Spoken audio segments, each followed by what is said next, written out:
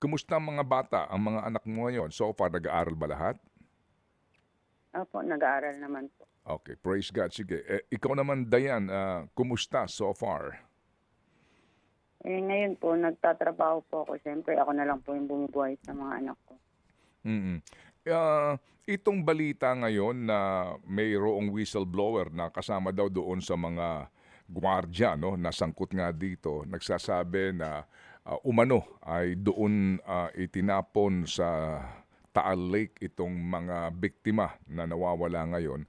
Ano ang dating sa inyo nito? Sa inyong grupo at meron bang ugnayan ng DOJ sa inyo?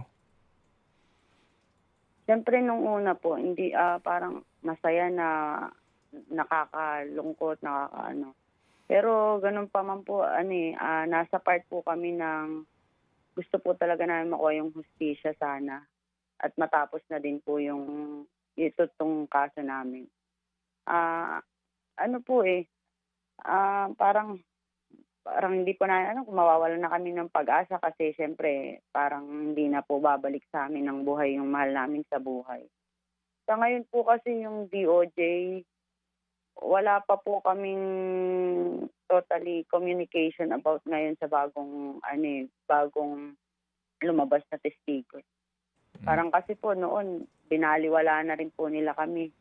Ngayon po na hopefully po kami na sana nga po, tulungan kami dun sa na mapabilis yung kaso namin.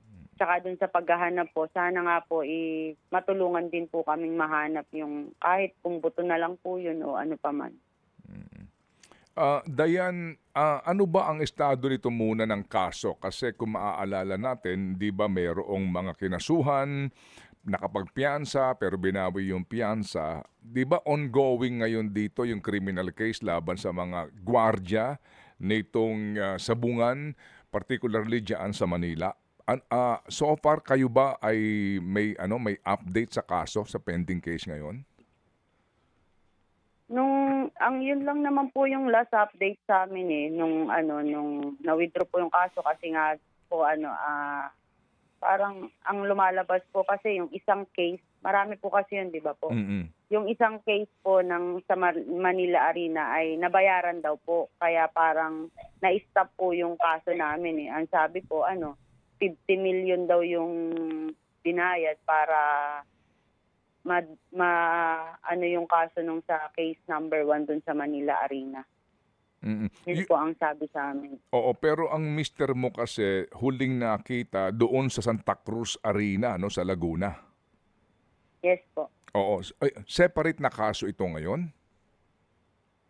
Separate po kasi yung case nung sa amin yung sa bawat kaso ng isang grupo ng missing sa Bungero. Mm. Kada gano'n po yung nangyayari. Tapos yung pong nakasuhan kasi ng Manila Arena, yung case number 1, Mm. sila lang po yung nakapagkaso doon.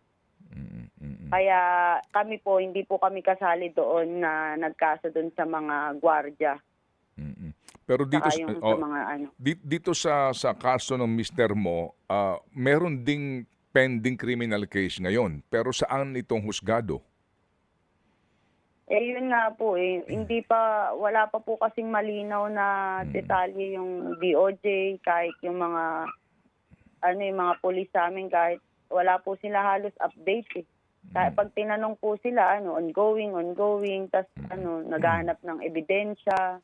Mm. Kaya nga po sana ngayon may testigo na, sana nga po madaliin. Kasi hindi po namin alam, baka nasa maliit lang po yung chance namin, pero umaasa pa rin po kami.